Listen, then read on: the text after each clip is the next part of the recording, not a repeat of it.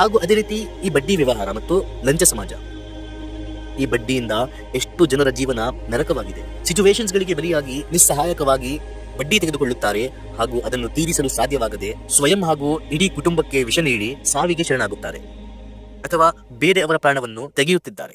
ಈ ಲಂಚ ವ್ಯವಹಾರದಲ್ಲಿ ಎಷ್ಟು ಬಡವರು ಅವರ ಹಕ್ಕನ್ನು ಕಳೆದುಕೊಳ್ಳುತ್ತಿದ್ದಾರೆ. ತನ್ನ ಮಕ್ಕಳಿಗೆ ಓದಿಸಲು ಅವರ ಗೋಲ್ಸ್ ಅಚೀವ್ ಮಾಡುವುದು ಅಸಾಧ್ಯವಾಗಿದೆ. ಸರ್ಕಾರಿ ಕಾರ್ಮಿಕರು ಇಂದು ಲಂಚ ಇಲ್ಲದೆ ಯಾವುದೇ ಕೆಲಸವನ್ನು ಮಾಡಲು ಸಿದ್ಧರಾಗಿಲ್ಲ.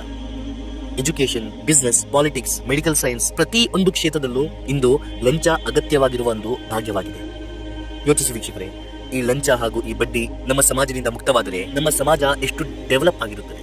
ಡಿಸರ್ವ್ ಆಗಿರುವ ಟ್ಯಾಲೆಂಟೆಡ್ ಮಕ್ಕಳಿಗೆ ಅವರ ಹಕ್ಕು ಸಿಗುತ್ತದೆ. ಬಡವರು ಬಡ್ಡಿ ಇಲ್ಲದೆ ಲೋನ್ಗಳನ್ನು ತೆಗೆದುಕೊಂಡು ತನ್ನ ಬಿಸಿನೆಸ್ ಗಳನ್ನು ಪ್ರಾರಂಭಿಸಿ ತನ್ನ ಫ್ಯಾಮಿಲೀಸ್ಗಳನ್ನು ಉತ್ತಮ ರೂಪದಲ್ಲಿ ನೋಡಿಕೊಳ್ಳುತ್ತಾರೆ.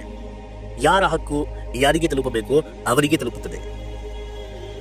ಈ ಎಲ್ಲಾ ಕೀಳ ವ್ಯವಹಾರಗಳನ್ನು ನಡೆಸುವವರು, ಈ ಎಲ್ಲಾ ಕೀಳ ಕಾರ್ಯಗಳಿಂದ ನಮ್ಮ ಸಮಾಜವನ್ನು ಅಸಭ್ಯಗೊಳಿಸುವವರು, ಈ ಕೀಳ ನಾಯಿನರಿಗಳ ಆತ್ಮಹತ್ಯೆಯಾಗುತ್ತದೆ. ಇಡೀ ಜಗತ್ತೇ ಅಥವಾ ಜಗತ್ತಿನ ಬಹುಭಾಗ ಇಸ್ಲಾಮನ್ನು ಫಾಲೋ ಮಾಡಿಕೊಂಡರೆ.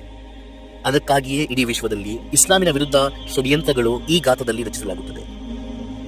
ಈಗ ನಿಮ್ಮ ಮೇಲಿದೆ, ನೀವು ಮುಸಲ್ಮಾನ್ ಆಗಿ, ಪರ್ಫೆಕ್ಟ್ ಮುಸಲ್ಮಾನ್ ಆಗಿ ಇಸ್ಲಾಮಿನ ಆದೇಶಗಳನ್ನು ಪಾಲಿಸಿ ಈ ಕೀಳ ಕಾರ್ಯಗಳನ್ನು ತೊರೆದು ಈ ಸಮಾಜವನ್ನು ಸ್ವಚ್ಛಗೊಳಿಸುವ ಪ್ರಯತ್ನದಲ್ಲಿ ಶಾಮಿಲ್ ಆಗಬಹುದು.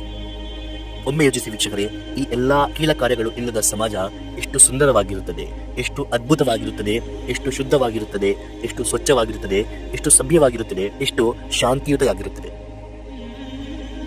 ಸೊ ವೀಕ್ಷಕರೇ, be proud to be Muslim. ಒಂದು ಮುಸಲ್ಮಾನ್ ಆಗಿರಲು ಹೆಮ್ಮೆ ಪಡೆಯಿರಿ. ವಿಡಿಯೋ ಇಷ್ಟವಾಗಿರೋ ಸಂದರ್ಭದಲ್ಲಿ ವಿಡಿಯೋವನ್ನು ಲೈಕ್ ಮಾಡಿರಿ, ಆದಷ್ಟು ವಿಡಿಯೋವನ್ನು ಶೇರ್ ಮಾಡಿರಿ, ಕಮೆಂಟ್ ಬಾಕ್ಸ್ ಮೂಲಕ ನಿಮ್ಮ ಅಭಿಪ್ರಾಯವನ್ನು ತಿಳಿಸಿರಿ. ಇನ್ನು ಮುಂದೆ ಮಾತನಾಡೋಣ ಇನ್ನೊಂದು ವಿಡಿಯೋಲಿ. ಅಲ್ಲಿಯವರೆಗೆ ಫಕತ್ ವಸ್ಸಲಾಂ.